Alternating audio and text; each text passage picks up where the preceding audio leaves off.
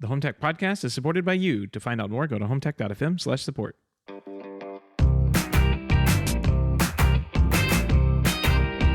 This is the HomeTech podcast for Friday, March 13th from Denver, Colorado. I'm Jason Griffin. And from Sarasota, Florida, I'm Seth Johnson. Jason, how are you doing?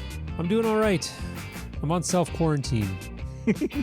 Yeah, this marks week 3 of our Corona coverage on the HomeTech podcast. I'm battling like a very minor cold, but I'm much more cognizant of my immune system and not being out and about and spreading it around and all that. It's definitely top of mind. This thing just keeps... You touching your face? Yeah, all of that. So it definitely keeps just keeps getting scarier, I feel like. Lots of impact on shows, I noticed this week. You know, I think last week we were talking about ISC West. We talked about a couple of shows, and I think I failed to mention ISC West at the time. At the time, they had only said that they were going to, they had canceled their Chinese pavilion. Mostly out of mostly I would think that the Chinese can't even get here because we had some travel restrictions that were brought down. Right. Where people who are in China can't even. Yeah, that's what they said it was. Yeah. It's because of the travel ban. So, yeah, I mean, it takes like a long time to get through that. So they had shut that down. And then like literally the day after we recorded, ISC said, okay, we're just going to punt. We're going to push this show back. They're going to, what they said, delay the show until July. Which I have not heard the word delayed used in front of a major show before. I think that just means canceled, but I don't know. I wonder. Yeah. Yeah, logistically, it's got to be insanely difficult. Aussione, their spring conference also says delayed until July. The Vancouver Tech Summit, CEDIA Tech Summit, has been canceled. So there's 3 big ones. Yeah. This is, in the grand scheme of things, this is happening everywhere. Facebook canceled theirs. I heard I.O. was canceled. I'm sure WWDC will be canceled because... Yeah, major auto shows. I mean, this is happening everywhere. And no surprise there.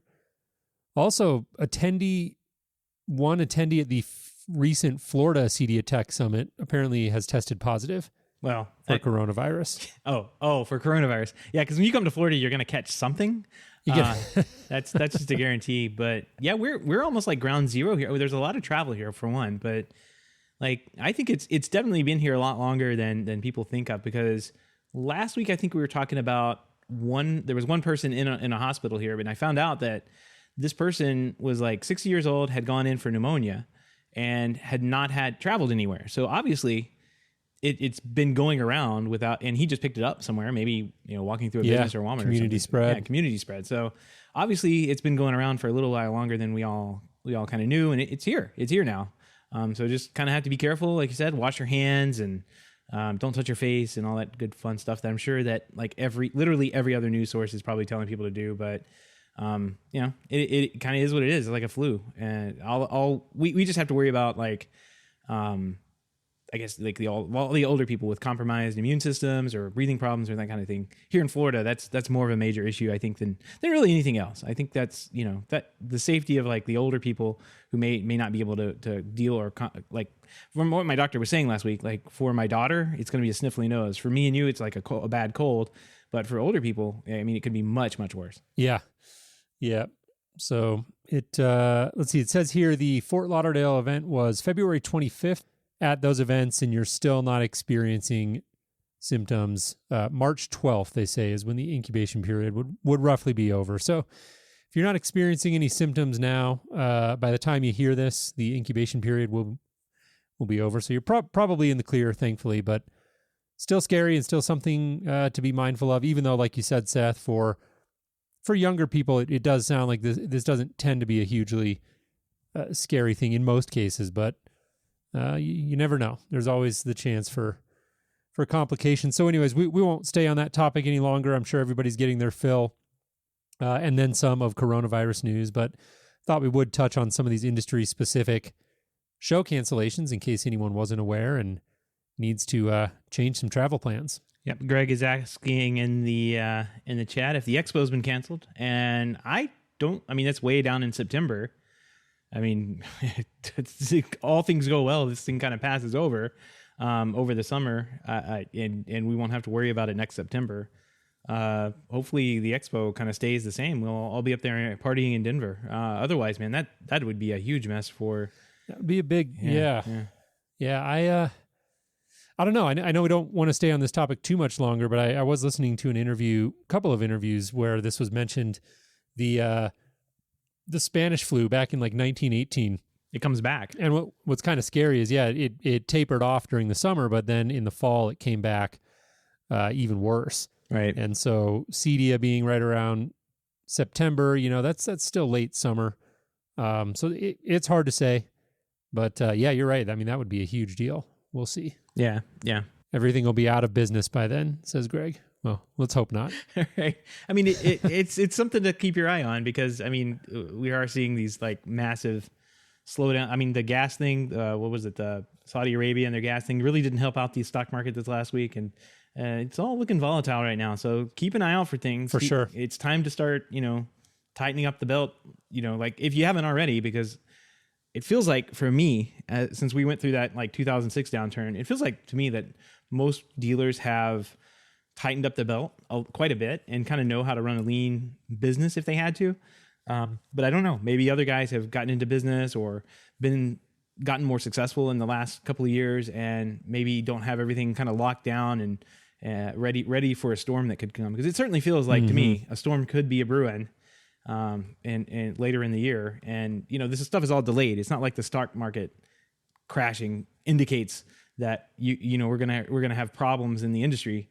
It may or may not happen. The stock market is just saying, hey, we're betting that something may crash later on, but it doesn't necessarily mean it's going to. But it's never a bad time, like right now while things are good, to take a step back and take a breather and look at your business overall and say, what would happen if we lost, 25% of our business, something like that? Like what would happen? Right. And start preparing for that because it could happen. Who knows? Ironically, though, it's like the very act of large numbers of people doing precisely what you just described can also in ways precipitate, like it almost becomes a self-fulfilling prophecy. Right. Yeah, that's true. Right. Because all of a sudden everybody's like, oh, I got to tighten up my belt. So they lay a few people off and then, their local market responds and it just, these things have such a I wouldn't say go that far. I would just say effect. I'm not advocating for people to get fired, but I am saying maybe it's time to look at whatever an action plan would look like, and kind of getting ready for something to come down the pipe. That just be aware. I guess the pipeline could shrink a little bit. It could keep going though. I don't know. No one really knows. I mean that's part of being in business, but I do know that times have been pretty good for the last number of years now. That since the economy started just taking off and getting out of that recession that we were in, it's been a long time since anybody's had to deal with not having work thrown at them. And the day could come that doesn't happen. So it's always a good idea to kind of think about that stuff. Be prudent, I guess, is all I'm advocating for. Yes. We're not advocating for firing people. No. Let's go on record with that. Anyways, what do you say we jump into some HomeTech headlines? Let's do it. The original Philips Hue Bridge, used by the brand's popular Hue bulbs to interface with smart home and digital assistants, is losing support for all internet-connected services on April 30th, 2020. They couldn't make it April 1st, could they? And that includes both Google Assistant and Alexa integrations. Once the date passes, customers will still be able to use the Hue Bridge version 1, but only when connected to the same local network using the legacy Philips Hue Bridge version 1 app. However, Philips won't be offering any new software updates for the app, including security patches. And due to those security concerns, Philips recommends that customers upgrade to the version 2 model of the Bridge rather than continue using the version 1 product with the limited functionality. Always a good idea to stay on the security updates. Yeah. The company announced this, that the V1 Bridge would be losing support last year. So we've known about this for a while. In a comment to CNET explaining the decision, Philips Hue noted that, quote, the Hue Bridge V1 no longer has the resources to guarantee the evolution of the system from compatibility and quality to speed and security.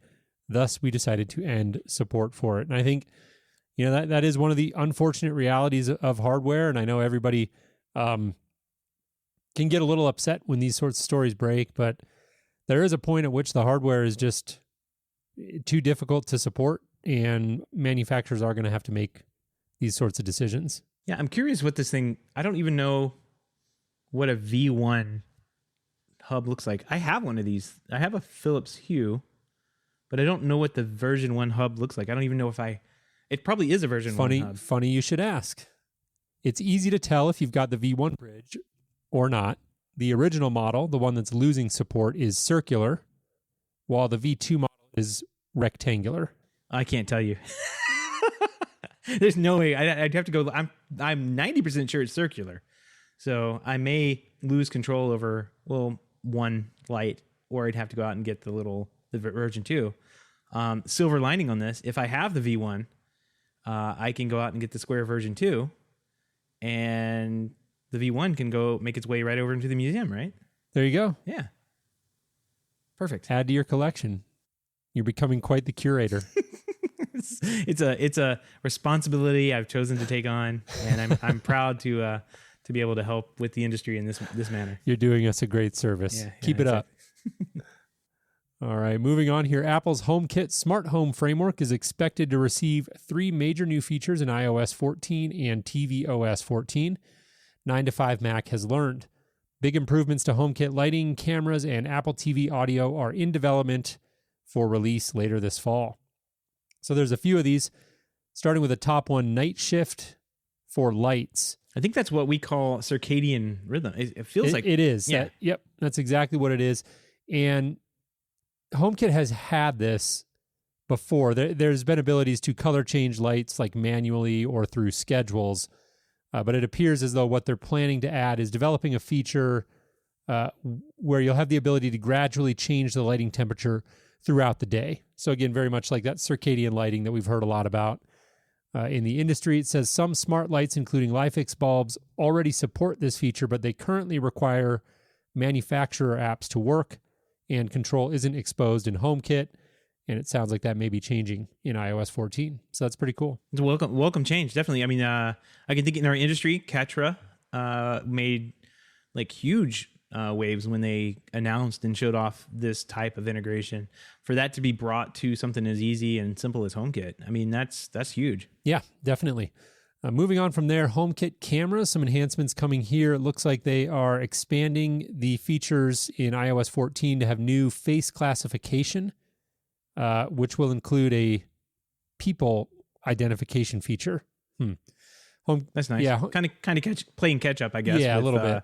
The Google Nest, yeah. Yeah, it says it'll not only detect people in general, but also offer notifications around detecting specific people in your family. So that's kind of nice. And lastly, HomePod Apple TV speakers. So 9to5Mac expects tvOS 14 to include a new permanent audio output option for Apple TV streaming boxes. For example, a user could permanently select HomePod stereo pairs as the default audio output without manually choosing the AirPlay 2 target every time. That's welcome. So that'd be kind of a nice feature if you're using those. It says HomePod support has gradually improved with the Apple TV, but it is still possible for the Apple TV to lose its connection to HomePod when the smart speaker is used for other tasks. So this looks like an enhancement to something that you can already do, but it's going to make it more reliable and easier. Yeah. I would say that's a welcome feature, and any feature upgrade to the HomePod is welcome. But I would say that's definitely a welcome feature to be seen and included into the ecosystem for AirPlay. I got to say that I'm like, I don't know. They sound great, but I'm just like the integrations between HomePods and Mac OS and iOS are just kind of like lacking. I don't know. Maybe they're just spoiling me. But when I go to play audio, it works most of the time. Sometimes the stereo pair loses out and kind of flakes off. So maybe since they're updating, this AirPlay 2 stuff, maybe since they're updating that, there'll be a fix for that kind of thing too. You never know when these things get updated and fixed, what else they'll fix. Right. Time will tell. This week, Ring officially revealed the Video Doorbell 3 and Video Doorbell 3 Plus, which is elaborated on the technology behind their new pre-roll feature. Ring founder Jamie Siminoff explains in a blog post that the company had to engineer a product that was constantly recording video footage without draining the battery. The solution is a 3-camera array, two of which capture pre-roll footage at a low resolution and low frame rate and black and white. And the main camera still captures color footage at 1080p. And by using this rolling buffer, pre-roll footage can constantly rewrites itself and then uploads it to the cloud when some event takes place. This is a pretty cool development for Ring. It's kind of smart. Like they're using like a little on-device camera to do what our NVRs do, and then when something happens, they upload that and everything else. And I've noticed even on like without having these Video Doorbell 3s, there's a little bit better pre-capture coming from like the Ring Pros and older generation stuff too. So they're definitely still working on this stuff in the background. Mm-hmm. Yeah, it's interesting. It says here pre-roll will only be available on the Ring Video Doorbell 3 Plus. So the upgrade from the standard edition may be worth the $30 difference. So that's something to be mindful of. But yeah, it'll definitely give you a better idea of what's happening. It's always any time you have some sort of a camera system and you get the notification and the clip kind of starts abruptly or it misses something important at the beginning is always really frustrating. So I think having that better ability to get pre-roll so you can get a little bit more of the lead in to whatever the event was is definitely helpful. Right. My favorite one that I've ever captured was the Amazon guy walking up to my house about 10 feet away. He makes one of those like underhanded softball throws of the package. It lands on the door, and as it's landing and making a thud, he raises his phone, captures the Amazon, it was delivered thing in his app, and walks away. It was such like, it's so beautiful. I'll try and dig it up and put it in the show notes. It's such a beautiful thing to watch. You need to. Yeah. Gorgeous form. Yeah, gorgeous form. If it was a sport, he would have won the medal right there. All 10s. Yeah, exactly. One fluid motion, capture, boom, he was gone. It was really amazing. He's had some practice. All right, moving on here. Sonos is doing away with recycle mode. I had not heard of this. There's been a lot of news about Sonos. I have to admit, I wasn't familiar with this. This was a controversial part of the company's trade-up program that rendered old devices inoperable in exchange for a 30% discount on a newer Sonos product. The trade-up program still exists, and customers who own eligible legacy products can get the same discount, but they're no longer required to permanently brick devices that might still work just fine. Yeah, we covered a lot of this through, I think it started back in December, and the internet rage boiled. And yeah, this detail of the program just slipped under my radar. Yeah, I think you were around the January timeframe. You had been doing a lot of travel, so this may have slipped under your radar while all that was going on. But yeah, we definitely touched on this through the month of January, and a couple of times it just kind of popped up here and there. But the internet outrage got to them, and they backed off a little bit. Now it looks like they're completely, they're completely backing off something that the marketing machine is over. Like their marketing push is over. So everybody who has already bought new equipment or traded in their thing for that 30% discount has, and whatever. I guess you can still do it if you want to, but they're not going to push it in the same way. Yeah. In case anyone's listening who missed this detail like I did, this recycle mode, when triggered, would start an irreversible 21-day countdown after which the device in question would cease functioning. Sonos said it went this route to ensure that consumer data was being erased on recycled products. Now, Sonos will instead encourage customers to perform a factory reset. Seems like a lot easier option. Before bringing their old gear to an e-waste recycler. Yeah. I mean, it's 6 one way, half a dozen to me. What was nice, I think they're still offering, are they offering the 30% discount as well? Maybe not. Yeah, it says they can still get the same discount, okay, but they can choose to keep it, give it to someone, recycle it at a local facility, or send it to Sonos and let the company handle the recycling. So a good deal for consumers in the end. And I actually had a Connect that I wasn't using, and I was like, well, 30% discount's a 30% discount. I'm never going to use it. So I got a bricked Connect over there on the on the shelf in the museum. So, again, it's all about curating the museum. So That's right. That's right. It's an important mission. big news in the SpaceX Starlink Starlink satellite broadband will have latency low enough to support competitive online gaming and will generally be fast enough that consumers won't have to think about internet speed. Elon Musk said that at a satellite conference yesterday. Despite that, the SpaceX CEO argued that Starlink won't be a major threat to telcos because the satellite service won't be good enough. I thought this was funny. Won't be good enough for high population, like dense areas, and mostly will be used by rural customers that have no access to fast broadband. This kind of goes against the grain of what I've been thinking this service was going to be, and it's going to be a direct finger in the eye for these monopolistic telcos. But it seems like Elon is hedging his bets there and saying that, no, we're not going to do that, and we're only going to offer it for the 5 or 10 rural customers to pay. That'll pay for this $1 billion satellite infrastructure that we put up. I don't really believe this at all. If you can't tell, like, I think this is like the telcos have a history of suing people before they can get their stuff up and going, and I kind of feel that that they may use that method, the courts, or it's not like they don't have a strong lobbying arm to be able to say no, you can't provide internet service in certain locations. It would be interesting to see how this turns out, though. Yeah, I wonder. He said, and Musk could certainly be playing games here. He is certainly not someone I'd put that past, but. So the challenge for this is a quote. He says, the challenge for anything that is space-based is that the size of the cell is gigantic. It's not good for high-density situations. We'll have some small number of customers in LA, but we can't do a lot of customers in LA because the bandwidth per cell is simply not high enough. So I don't know. It's interesting because we've been talking about this story a lot, and I mean, this is not an inexpensive endeavor. It's a big bet that they're going after. And it struck me as odd to read that, oh, no, this isn't really for high population areas. It's only for rural customers.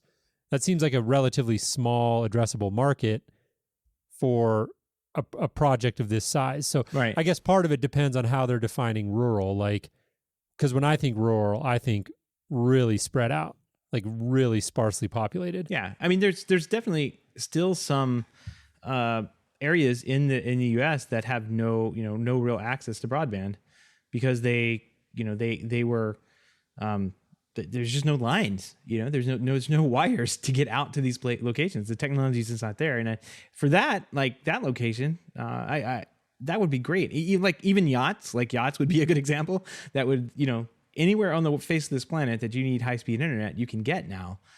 So if you have a fancy yacht. But he's talking about the pricing he's talking about. He keeps saying that people pay $80 plus for, I forget what the word he uses, like crappy internet service in the US. And it's leading people to believe that, the pricing for this is going to be better than the $80. So I just don't see where the volume comes from if he's only targeting rural customers that, that exist. I mean, don't get me wrong, but it's, very few in the grand scheme of things are in rural areas are going to need this compared to like a major metropolitan area who want to have this type of internet service. So I don't know. It just seems like a lot of billions of dollars of a satellite network to get up there and maintain for, I'm not downplaying it, but just a handful of customers, right? Right. That's exactly what I'm saying. So I don't know. Interesting. Could be Elon Musk up to his tricks. Who knows? Time will tell. But really interesting project to keep an eye on. Moving on here, Control 4 has announced the addition of Essential Lighting, an expansion to the Control 4 wireless lighting line to dealers in North America. The new Essential Lighting models include just the essential smart home features, making them an attractive option for even the smallest Control 4 project. At $85 MSRP each, the new dimmers and switches are a new entry point into the smart lighting category and offer an affordable solution for adding smart lighting features in smaller rooms and projects or even in commercial buildings or hotels. So it looks like a new product line here from Control 4 that's kind of their, and I would say their answer to Caseta. I guess I'm just thinking through the pricing. Caseta or Radio Raw. It's funny you mentioned that because like has Lutron sued them yet? Does anybody know? What's the over under on that? I don't know. Like it was 2 months. I don't know. Like I think this is a great price point. I mean, holy hell! If this had existed when I was an installer and selling Control 4 day to day, like it would be a no brainer to start introducing this product line to like production building and that kind of thing, where they need or they want these lower cost things, but like a $130 dimmer or I think like even the adaptive phase stuff is a little more expensive, like $180 dimmer, or just don't make sense in some of these homes. But you could definitely sell a lot of lighting at $85. It's on par with what people kind of would expect to get from, a device on Amazon with, the quality and support behind Control 4. That's a win-win. Yeah, definitely. I was just looking to see it because I can't remember. I've got Caseta here at my house, but I can't remember the pricing. Greg is saying it's a Caseta competitor. Lutron also has their Raw 2 Select, I believe, which was kind of if I recall correctly, it was sort of a point in between Caseta and the full Radio Raw line, if I recall correctly. Or maybe I have that inversed. Yeah. Was Raw 2 Select maybe... It's getting hard to keep track now.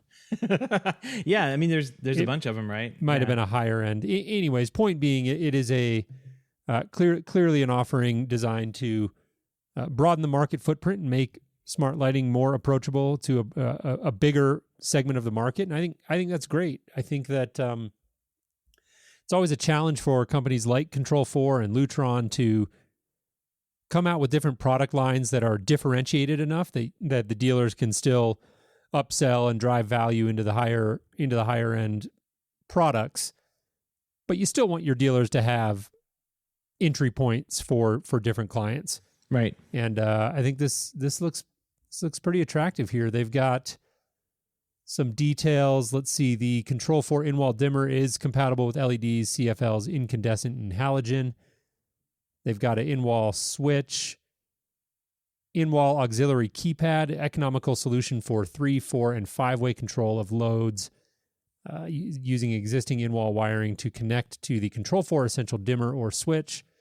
Then they've got a plug-in outlet dimmer and a plug-in outlet switch as well. Yeah, and those two are pretty cool, having those. I will say that kind of looking over the specs, they don't quite match what you get on the full line Control 4 stuff, but at the price points, they probably shouldn't. So that's kind of nice. But it's definitely... I wouldn't say it's 50% of the functionality. You get a little bit more, but I think it's definitely priced right, and I think it's a good price point. So, if I was a Control 4 dealer, I'd be very excited about having this product line available to me to be able to use. I think it's missing. It looks like it's missing an adaptive phase dimmer. Like I don't think they have that. So maybe that'll be coming one day. And just so you know, adaptive phase dimmers in Control 4 parlance is like it can basically handle any load, reverse phase and forward phase, like dimming. And sometimes you do that reverse fade for LEDs, and this is especially popular for that. So sometimes you just need to have that, and I don't think that this will. I think it only does forward phase. So hopefully, you think? I don't know. There's this line here that says in-wall dimmer compatible with dimmable LEDs, CFLs, incandescent, and halogen. I remember reading somewhere that, and maybe it was just on a forum post, that it was only forward phase. But I mean, you can still dim forward phase LEDs. But right. I think like the vast majority of guys just want to install one product and say, this covers it all, rather than having to switch back and forth between those two. So maybe I'm wrong on that. Do some little bit more digging and see if I can find anything on it. But yeah, would be one other interesting point. Essential lighting also enables professionals to mix and match with existing Control 4 wireless lighting and centralized lighting to meet the needs of any project. All programmable in Composer. So it looks like you can mix and match these with other Control 4 lighting solutions, which definitely definitely gives you a lot of flexibility there. Yeah, because you could use these $85 switches and dimmers and tuck them. This could be the tuck them away, and then use a nice Control 4 keypad to chat with, to control these other loads that get tucked away in a closet or something like that. So it definitely helps out if you're a Control4 dealer and you're trying to get a solution into the house that at a certain price point. Definitely helps out. Yeah. I remember selling Absolutely. these Control4 dimmers at I think initially when they came out, they were $89 or something like that, or $90. And I mean, we were cleaning up left and right because there was just nothing on the market. Caseta wasn't out. There was nothing on the market that was at that price point. Right. So it was definitely a good selling price point. I'm glad to see that they're back at it. Yeah. Yeah, absolutely. All right. Well, that does it for news this week. All of the links and topics we've discussed on our episode this week can be found on our show notes at HomeTech.fm/294. While you're there, don't forget to sign up for our weekly newsletter. We'll send you show reminders and other occasional updates about all the great things going on here in the world of home tech. Once again, that link is HomeTech.fm/294. And don't forget, you can join us in the chat room live on Wednesday, starting sometime between 7 and 7:30 p.m. Eastern. You can find out more about that at HomeTech.fm/live. Absolutely. All right, Seth, we got a gem of pick of the week this week. Yeah. I mean, getting away from all the bad news around the world, we finally found a site that can give you some good news, I guess, or some funny news, something to Taking the industry by storm. take the edge off. Yeah. So I was sitting around Friday. Was it Friday night? I got a text message from friend of the show, Josh Christian over there at HTA. He said, I found a funny site to share on HomeTech. Get a load of this. And he sent this news site, customavnews.com. Go to it, check it out. It's just basically like the Onion of our industry. And I was on some of the Facebook groups over the weekend and seeing some of these posts fly by and guys just cracking up over it. So definitely check it out. It's got some funny stories. My favorite and timely one is this one here. Dealer can't wait for coronavirus epidemic to hit, so maybe he can finally get caught up. Isn't that true? These are good. These headlines are great. Study finds best wellness technology is simply being rich and carefree. It's not a lie. Give you a few more samples. Sonos CEO says Play 5 owners can go themselves. This is a family show, so we'll censor that. Ring fires Ukrainian team, switches video analysis to NSA. There you go. These are just a few samples of the many gems of headlines on this site. This is great. Yeah. The Control4 Pornhub driver is a very interesting one too. I hope this this stays kept up with and keeps entertaining us, because it's definitely a good thing to have on Friday come through from Josh, and I opened it up and said, "What the heck is this?" and started reading it, and it's like, okay, that's funny. Somebody's doing some funny stuff for the industry here. So definitely good read on a Friday after a long, busy week. Dealer provides spiritual guidance and proper Cat 6 termination on every install. There you go. It's got like a Hindu monk. There's a there differentiator. Yeah, exactly. Yeah, if you really want to stand out in your business. Yeah. This is good stuff. CustomAVnews.com. Go check it out. Yeah, check it It's out. worth a read. Add that to your weekly reading list. Right. Now, don't be fooled. Like, I read The Onion quite a bit. Like, don't be fooled by those headlines coming through. Probably fake news. Probably. Yeah, exactly. Now we have to Fake worry about news, fake guys. news. Yeah. That's really good. All right. If you got any feedback, questions, comments, picks of the week, or ideas for a show topic or guest, give us a shout. Our email address is feedback@hometech.fm, or visit hometech.fm/feedback and fill out the online form. And we want to give a big thank you to everyone who supports the show, but especially those who are able to financially support the show through our Patreon page. If you don't know about our Patreon page, head on over to hometech.fm/support to learn how you can support this show for as little as $1 a month. Any pledge over $5 a month gets you a big shout out on the show, but every pledge gets you an invite to our private Slack chat, The Hub, where you and other supporters of the show can gather every day to discuss coronavirus outbreaks, I guess. I don't know. It's been pretty chatty in there about I those laugh lately. so I don't cry. Yeah, right. Indeed. And if you're looking for other ways to help out the show, we'd love if you took a minute to leave a review on iTunes or your podcast app of choice, or tell a friend or coworker. Those reviews and spreading the word of mouth definitely help more people find the show. And so we'd really appreciate if you took a moment to do that. Absolutely. Well, Jason, that wraps up the show for this week. Stay well, get better, and wash your hands. Don't touch your face. Indeed. Don't touch yes. that face. That's what you... Noted. I don't know if you noticed, but I've been touching my face the whole show, and I can't stop. I can't stop. You become a little bit more mindful of it, and you realize how often you do that. It's crazy. Yeah. I was just talking to my wife about that the other day. I need like big rubber gloves or something. Like one of those cones that the dogs have. Yeah, that's right. There's a business idea. Right. We'll call that. See people walking around with those. We'll call them Corona cones. Yeah. Masks are all sold out, but get your Corona cone. Off the register a domain. See you later. All right, Jason. Have a great weekend. All right. Take care, Seth.